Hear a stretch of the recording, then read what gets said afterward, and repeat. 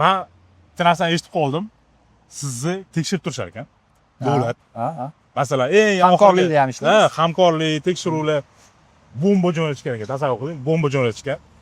Va buni qanaqa aniqlagansiz o'zi? Juda ham ko'p tadbirlar bo'ladi. Misol uchun, Namanganda o'tkazilgan bitta tadbirda o'sha haqiqiy qurol, dinamitlarga o'xshagan narsa jo'natishgan.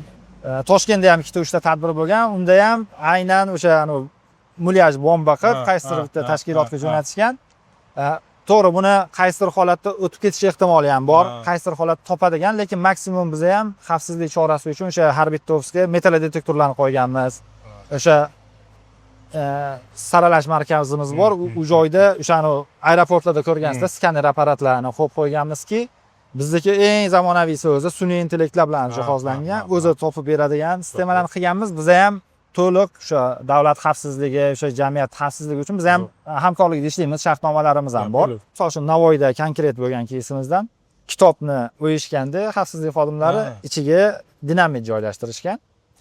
Shuni xodimimiz aniqlagan. Biz shu bitta akladi miqdorida misol uchun premium bor. Premium berganmiz.